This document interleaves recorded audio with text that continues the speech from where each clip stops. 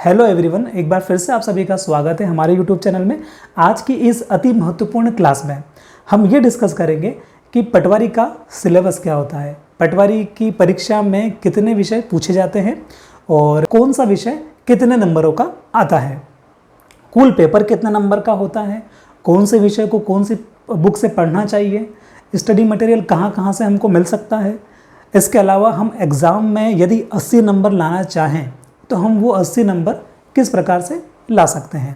तो चलिए शुरू करते हैं। देखिए, पटवारी का जो सिलेबस है उसमें 5 विषय होते हैं। एक सामान्य गणित एवं सामान्य अभिरुचि यानी कि रीजनिंग, देन सामान्य कंप्यूटर, उसके बाद सामान्य हिंदी, सामान्य ज्ञान, यहाँ पे सामान्य ज्ञान में एमपीजी के करंट अफेयर्स भी रहता है, पंचायती राज एवं ग्रामीण अर्थव्यवस्था। ऐसे करके ये 5 विषय रहते हैं और ये पांचों विषय 20-20 नंबर के आते हैं। ऐसे करके पूरा पेपर कितने नंबर का आता है? 100 नंबर का आता है। इतना तो आपको पता ही होगा, ठीक है। लेकिन अब जो महत्वपूर्ण बात है वो ये है कि इसको कौन कौन सी किताबों से पढ़ना है हमको। उससे पहले हम ये समझते हैं कि हमको एग्ज़ाम में 80 नंबर लाना क्यों ज़रूरी है। वो इसलिए ज़रूरी है क्योंकि यदि 2017 में जो पटवारी का पेपर आया था, यदि उसी लेवल का पेपर अगर एग्ज़ाम में आया इस बार भी, तो फिर 80 नंबर तो चाहिएंगे ही चाहिएंगे। तो ऐसा इसलिए है क्योंकि अभी इस चैनल पर आपने देखा होगा 2 वीडियो हमने बनाई है। 9 दिसंबर 2017 शिफ्ट 1 और शिफ्ट 2, दोनों उस 9 तारीख की जो पेपर हुए थे उसमें मैथ्स के जो क्वेश्चन पूछे गए थे, गणित के जो प्रश्न पूछे थे, ये जो 20 प्रश्न पूछे गए थे, ये 20 प्रश्न हमने शिफ्ट 1 के करवाए हैं और 16 क्वेश्चन शिफ्ट 2 के करवाए हैं। 4 क्वेश्चन उसमें हट गए थे इसलिए वो नहीं करवाए। तो 20 और 16 36 क्वेश्चन हमने करवाए आपको। वो 36 क्वेश्चन जो थे वो सारे के सारे इजी हैं, बहुत आसान है। यदि आपने वीडियो देखा है तो कितने कितने आसान वो प्रश्न हैं। तो यदि उसी लेवल का अगर पेपर आएगा तो फिर हमको 80 नंबर तो एटलीस्ट सोचना चाहिए कि हमको 80 नंबर तो एग्जाम में लेके आने हैं। अब 80 नंबर कैसे लाए जा सकते हैं उस प्लानिंग के ऊपर हम डिस्कस करते हैं। देखो, 80 नंबर लाने के लिए आपको आपकी रुचि के हिसाब से इसमें से कोई 2 सब्जेक्ट चूज करना होंगे जिसमें आप पूरे में से पूरे नंबर लाओ। एटलीस्ट 2 सब्जेक्ट तो आपको चूज करना ही होंगे। यदि आप मुझसे पूछोगे कि मेरे अनुसार कौन सा सब्जेक्ट होना चाहिए, तो मेरे अनुसार पहला सब्जेक्ट जो मैंने लिखा है वो लिखा है मैथ्स। मतलब कि ये वाला सामान्य गणित सामान्य अभिरुचि वाला तो होना ही चाहिए, जिसको आप ये टारगेट करके तैयारी करो कि इसमें मुझे 20 में से 20 नंबर चाहिए, ठीक है। और इसके साथ में ऑप्शनल है, इसके साथ में आप चाहो तो सामान्य कंप्यूटर को शामिल कर सकते हो, आप चाहो तो सामान्य हिंदी को शामिल कर सकते हो। मान लीजिए कि हमने सामान्य कंप्यूटर को शामिल कर लिया, ठीक है। इसको हमने क्यों शामिल किया सामान्य कंप्यूटर को? इसको हमने इसलिए शामिल किया क्योंकि फाइनली आपको सीपीसीटी तो पास करनी ही पड़ेगी। अगर वो 2 साल का वक्त देंगे तो भी आपको सीपीसीटी करना पड़ेगी, और यदि वो पहले से मांग लेंगे तो भी सीपीसीटी करना ही पड़ेगी, ठीक है। तो हमको वो तैयारी भी हमारी होगी, है ना। तो इस सब्जेक्ट को तो हमको पढ़ना ही पढ़ना पड़ेगा, तो इसलिए हमने इसको भी शामिल कर लिया। 2 सब्जेक्ट हमने शामिल कर लिए जिसको हमको कैसे भी करके 20 में से 20 नंबर लाने हैं। और 80 नंबर लाने की प्लानिंग क्या होनी चाहिए वो हम थोड़ी देर बाद समझेंगे, ठीक है। तो मान लीजिए आपने मैथ्स में 20 में से 20 नंबर लेके आ गए, आपने कंप्यूटर में भी आप 20 में से 20 नंबर लेके आ गए। फिर आपको हिंदी में कितने नंबर लाने हैं? तो आपको हिंदी में कम से कम 16 नंबर लेके आने हैं, ठीक है। आप हिंदी में कम से कम 16 नंबर यदि लेके आ गए तो फिर आपके नंबर कितने हो गए अभी तक? 20 और 20 40 और 10 50 और 6 56 नंबर हो गए। 80 नंबर आपको चाहिए, मतलब कि 24 नंबर और चाहिए। 24 नंबर में आधे आधे नंबर इसमें बांट सकते हो, ठीक है। मतलब कि इसमें जीके में आप 20 में से 12 नंबर ले आओ और पंचायती राज में भी आप 20 में से 12 नंबर ले आओ, ठीक है। तो अब इनको आप जोड़ोगे तो आपके ये कितने नंबर हो जाएंगे? ये 80 नंबर हो जाएंगे। तो अब आप सोच रहे होंगे क्या ये सब कुछ संभव है? हाँ, ये संभव है, ऐसा हो चुका है, ऐसा हुआ है। कई लोग ऐसे हैं जो 82 84 84 नंबर 85 नंबर लेके आए हैं। तो फिर हम क्यों नहीं ला सकते? हम भी तो पढ़ाई कर रहे हैं। बात सिर्फ इतनी है कि हमको मेहनत करनी है सही डायरेक्शन में। हमको मेहनत तो सभी लोग करते हैं, लेकिन हमको मेहनत करनी है सही डायरेक्शन में। वो सही डायरेक्शन क्या है? वो सही डायरेक्शन ये है कि आपको प्रॉपर टाइम टेबल के अनुसार डेली पढ़ना है। ऐसा नहीं कि आप एक दिन पढ़ रहे हो और आप 4 दिन गप्पे लड़ा रहे हो, ऐसा नहीं करना है। एक दिन पढ़ रहे हो, दूसरे दिन भी पढ़ना है, तीसरे दिन भी पढ़ना है। चाहे 2-3 घंटे कम पढ़ो, चाहे 2-3 घंटे तो आप पढ़ते ही नहीं होंगे, पर फिर भी मान लो कोई बंदा 6 घंटे पढ़ रहा है तो वो चाहे तो भले 2 घंटा कम पढ़े, 4 घंटे ही पढ़े, लेकिन डेली पढ़े 4 घंटे। ऐसा नहीं कि वो एक दिन तो 6 घंटे पढ़ लिया और फिर 2 दिन वो पढ़ा ही नहीं। तो बीच में गैप नहीं मारना है, इससे तैयारी नीचे आती है। अगर आपको तैयारी ऊपर लेवल पे ले जानी है तो आपको क्या करना है, डेली पढ़ना है, टाइम टेबल के अनुसार पढ़ना है, और डेली आपका एटलीस्ट फिक्स होना चाहिए कि यार मुझे 5 घंटे तो पढ़ना ही पढ़ना है। ठीक है, कैसे पढ़ना है वो भी समझेंगे अपन। तो हम देखते हैं कि इनको कौन कौन सी बुक से हम पढ़ सकते हैं। ठीक है, मैं एक एक बुक की आपको डिटेल दूंगा। तो देखो, सबसे पहले आपको गणित दिख रही है ना। गणित पढ़ने के लिए आपके पास 3 ऑप्शन है। पहला ऑप्शन आपके पास है शारदा पब्लिकेशन की बुक आती है, SD यादव उसका राइटर है, एक वो बुक है।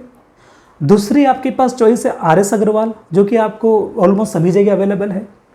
ठीक है, वैसे तो शारदा भी अवेलेबल है, लेकिन RS अग्रवाल ज़्यादा देखने को मिलती है अपने को, तो RS अग्रवाल है। और तीसरी बुक है रामनिवास माथुरिया। यहाँ पे आपको 3 बुक दिख रही है। इन 3 बुक में से मुझे कैसे पता पड़ेगा कि मुझे कौन सी बुक से पढ़ना है? देखो, जब आप कक्षा 10वीं में थे तब अगर आपको गणित अच्छी लगती थी, 11वीं में भी आपका गणित सब्जेक्ट रहा, 12वीं में भी आपका गणित सब्जेक्ट रहा, तो आप डायरेक्ट RS अग्रवाल पर जा सकते हैं। ठीक है, यदि आप 10वीं तक ही गणित पढ़े हैं, उसके बाद 11वीं में आपने कुछ और सब्जेक्ट लिया है जिसमें गणित नहीं था, तो फिर आपको शारदा पब्लिकेशन की जो बुक दिख रही है आपको इसमें जाना चाहिए। तीसरी बुक है रामनिवास माथुरिया, उस पर कब जाना चाहिए? रामनिवास माथुरिया ऑप्शनल बुक है। यदि आप ये दोनों बुक खत्म कर दो और फिर आपको लगता है कि नहीं मेरे को थोड़ा सा और डेटा चाहिए, थोड़े और क्वेश्चन चाहिए, आप रामनिवास माथुरिया पे जा सकते हो।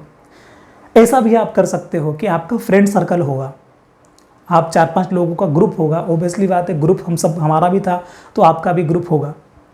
तो आपका जो एक ग्रुप है, इस ग्रुप में आप इस प्रकार से कर लो कि जैसे मान लो आपके पास रामनिवास माथुरिया बुक नहीं है, तो आप 5 लोग कॉन्ट्री करके और रामनिवास माथुरिया मंगवा लो।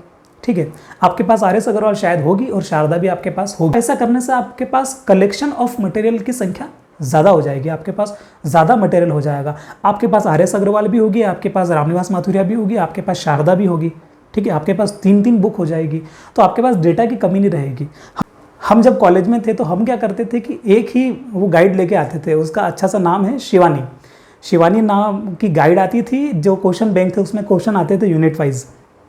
हम सिर्फ एक ही लाते थे और पढ़ने वाले 5 थे, और उसमें 5 यूनिट ही होती थी। तो हम क्या करते थे, बीच में उसको फाड़ देते थे, 1 यूनिट, 2 यूनिट, 3 यूनिट उसको फाड़ के फिर 1 यूनिट उसने पढ़ ली, 1 यूनिट उसने पढ़ ली, ऐसे करके हम हमारा जो भी एग्ज़ाम होता था उसके 2-3 दिन पहले जब पढ़ना शुरू करते थे, इस प्रकार से पढ़ के हम पेपर निकालते थे। तो मैं इस बात से मैं ये कहना चाह रहा हूँ कि आप कॉन्ट्री करके इतनी सारी बुक्स कर सकते हो, फिर ये वाला प्रश्न नहीं आएगा कि उसके पास तो रामनिवास माथुरिया तूने रख लिया, मैं कैसे करूँगा। आप उसको मान लो कि रामनिवास माथुरिया में 20 यूनिट है, एग्जाम्पल ले रहे हैं कि 20 यूनिट है, तो आप उसको 5-5 भाग में डिवाइड कर दो। 5 भाग फाड़ दिए, 5 भाग फाड़ दिए, 5 भाग फाड़ दिए। ठीक है, आप अगर 5 जने हो तो उसको क्या करो, 4-4 यूनिट के भाग में फाड़ दो। ऐसा करके सबके पास मटेरियल हो जाएगा। किताब को रख के भी क्या करोगे, है ना, किताब को अच्छे हालत में रख के भी क्या करोगे। फाइनली तो हमारा यही है ना कि सिलेक्शन करके हमको इससे थोड़ा सा आगे जाना है। ठीक है, तो ये एक सजेशन था, अच्छा लगे तो इसको ट्राई करना कि ये जो बुक मैंने बताई है ये तीनों ही मंगवा सकते हो अगर आप ग्रुप में स्टडी करते हो। अब अगर आप अकेले हो तो फिर आपको मैंने बता दिया है कि आप की मैथ्स अगर अच्छी है तो आप RS अग्रवाल लीजिए, और अगर आपका बेसिक अच्छा नहीं है तो आप पहले बेसिक अच्छा बनाने के लिए शारदा ले सकते हैं। इतनी बात क्लियर है। तो अब कंप्यूटर के बारे में बात करते हैं। कंप्यूटर के लिए भी आपके पास 3 चॉइस है। जो तीसरी चॉइस है उसको मैं तभी, जो तीसरी चॉइस है लुसेंट, उसको मैं तभी आपको ये बोलूँगा कि आप उसको पढ़ो जब आपका बेसिक जो है वो बहुत अच्छा हो गया है और आपको कोई डेटा नहीं मिल रहा है दूसरा, आप तो चलो ठीक है, आप कुछ भी नहीं मिल रहा है तो चलो लुसेंट ही एक बार पढ़ के देख लेते हैं। अगर वो वाली कंडीशन आ जाए तब आपको लुसेंट पढ़नी है। अदरवाइज आपको क्या करना है, अदरवाइज आपको अरिहंत की कंप्यूटर अवेयरनेस की बुक परचेस कर लेनी है, या तो आपको परीक्षा मंथन जी की बुक है इसको परचेस कर लेनी है। इन दोनों में से आप जैसा चाहो वो वाली बुक परचेस करके कंप्यूटर की प्रिपरेशन कर सकते हो। दोनों ही बहुत शानदार बुक हैं। ठीक है, अब आगे अब हम हिंदी के बारे में डिस्कस करते हैं। देखो, हिंदी में 2 चॉइस हैं आपके पास। एक चॉइस तो आपके पास जो है लुसेंट है, जो सबको पता है कि लुसेंट बहुत ही अच्छी बुक है हिंदी के लिए। ठीक है, और दूसरी चॉइस है आपके पास आदित्य पब्लिकेशन प्रयागराज, उत्तर प्रदेश का पब्लिकेशन है, वहाँ की बुक है।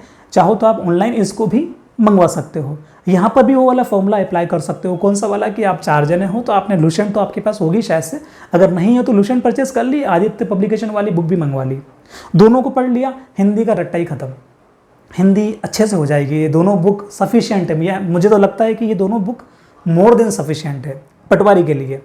ठीक है, आगे बढ़ते हैं। फिर है सामान्य ज्ञान।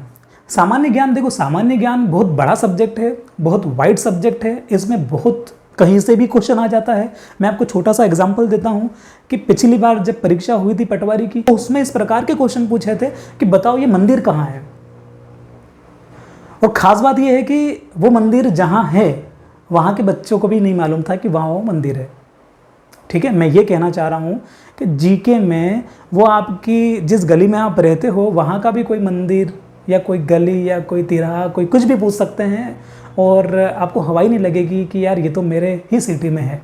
तो देखो जीके में क्या क्या रहेगा आपका, हो सकता है कि आपका जीके में नेशनल जीके भी आए, एमपी जीके तो आना ही आना है, उसके अलावा करंट अफेयर्स भी होगा, 3 तरह के जीके होगा, और कुछ हुआ तो फिर आपका इंटरनेशनल जीके भी आ जाए, क्या भरोसा है। जीके में तो कुछ सब कुछ आ सकता है।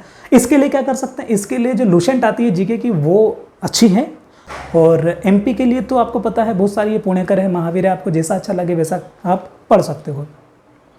देन करंट अफेयर्स के लिए आप क्या कर सकते हो, करंट अफेयर्स के लिए किसी अच्छे से यूट्यूबर, जो यूट्यूब पे जो करंट अफेयर्स के जो वीडियो बनाते हैं उनमें से कोई अच्छा सा चैनल ढूंढ के आप वहाँ पे वीडियो देख सकते हो और अपने पर्सनल नोट्स बना सकते हो। ठीक है। देन पंचायती राज एवं ग्रामीण अर्थव्यवस्था, इसके लिए आप क्या कर सकते हो, देखो इसके लिए आपको 2 बुक दिख रही है, इसके लिए आप इन दोनों बुक में से कोई भी एक बुक परचेस कर सकते हो या दोनों ही बुक परचेस कर सकते हो।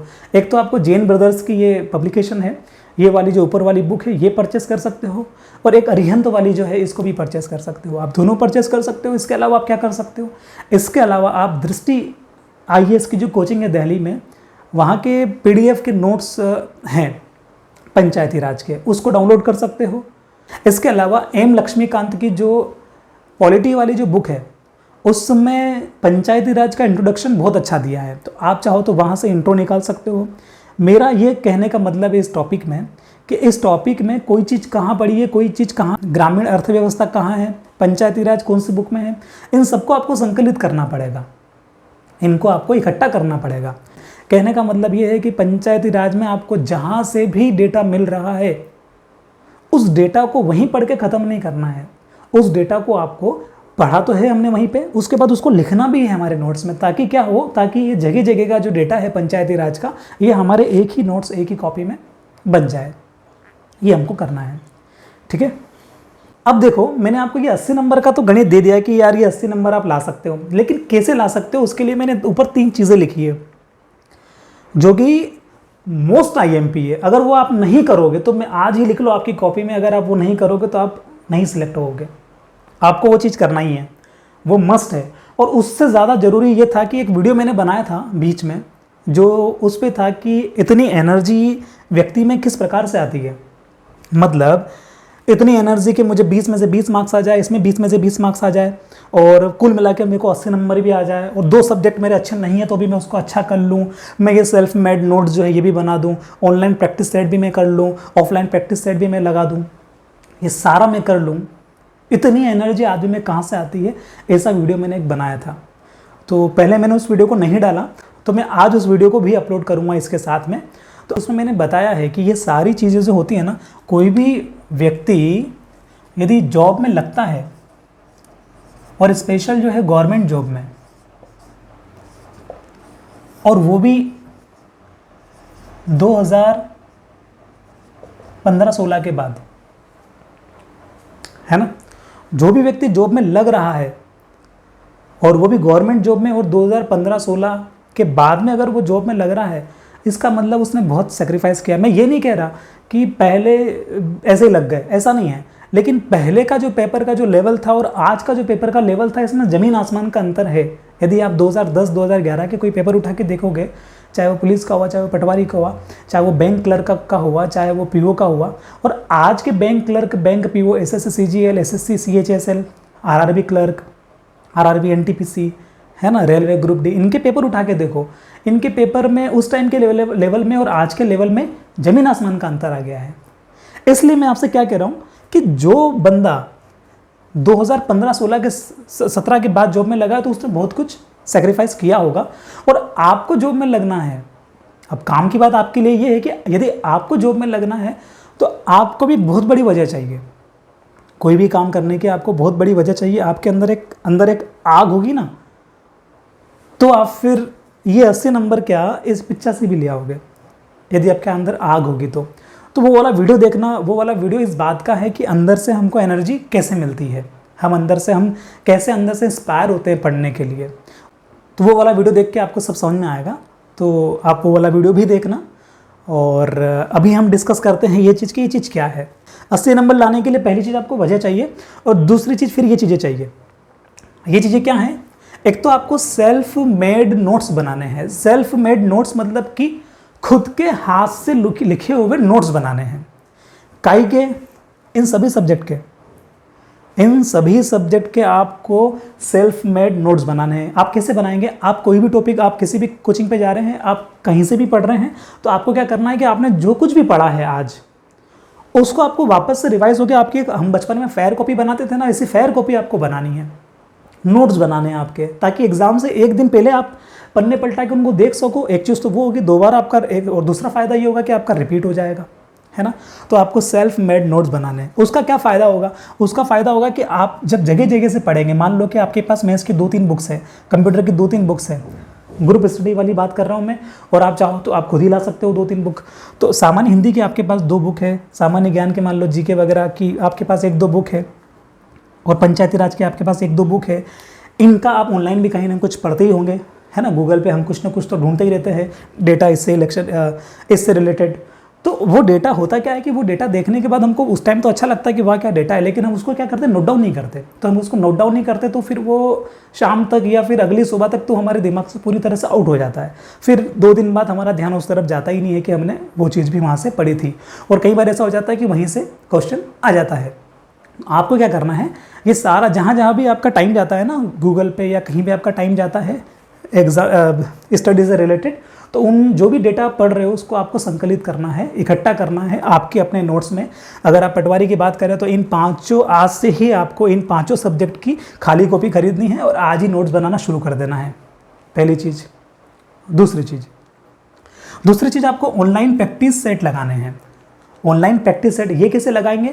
ये आप चाहें तो, यदि आपके पास लैपटॉप हो तो लैपटॉप से, यदि आपके लैपटॉप नहीं हो तो आपने लाइब्रेरी ज्वाइन की हो तो आप लाइब्रेरी में, यदि आपके पास लाइब्रेरी भी नहीं हो तो मोबाइल में अगर कोई एप्लीकेशन ऐसी होती हो उसको डाउनलोड करिए। कहने का मतलब है कहीं से भी आप ऑनलाइन टेस्ट लीजिए, है ना। बहुत सारी वेबसाइट है जो ऑनलाइन टेस्ट आजकल दे रही है, वहाँ से ऑनलाइन टेस्ट लेके तो हमको उसको ऑनलाइन लगाना है, ठीक है। हमको बैठ के आराम से, नहीं अगर इतना भी नहीं हो पाता है कि मान लो ऑनलाइन टेस्ट भी नहीं खरीद पा रहे हैं क्योंकि हमारे पास कंप्यूटर नहीं है, तो भी कम से कम खरीद लो और साइबर कैफे जाके दे लो। नहीं कंप्यूटर है तो किसी दोस्त से अवेलेबल करवा लो लैपटॉप। आपको क्या करना है, ये ऑनलाइन टेस्ट जो है 1 वीक में आपको 2 लगाना है। 1 वीक में कितने टेस्ट लगाना है ऑनलाइन वाले? 1 वीक में आपको ऑनलाइन टेस्ट 2 लगाना है। अब क्वेश्चन ये है कि ज़रूरी नहीं कि पटवारी के ही उस पर हो, वहाँ पे जैसा भी पढ़ा है, क्योंकि देखो मैथ्स, रीजनिंग और हिंदी वगैरह तो सब में कॉमन ही आती है ना, तो जो वहाँ रखा है वो आपको लगा लेना है। 2 ऑनलाइन टेस्ट 1 वीक में, ठीक है।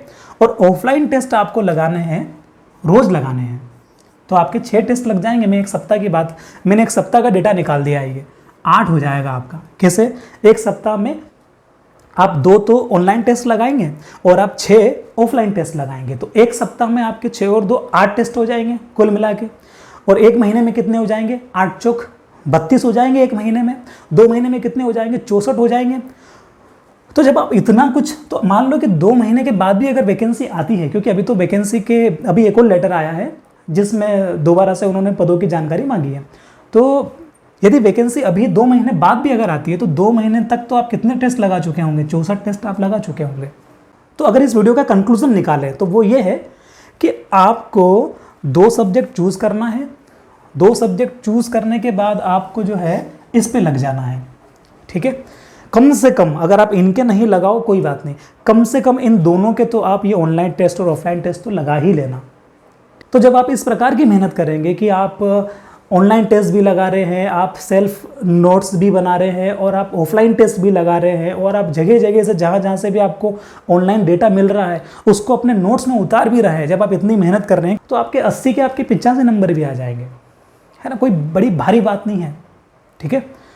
यदि आपको आज की वीडियो में कोई चीज़ नहीं समझ में आ रही है या कोई चीज़ में डाउट है आपको, तो आप मुझे कमेंट बॉक्स में पूछ सकते हैं। मिलते हैं अगली वीडियो में, तब तक के लिए थैंक यू सो मच।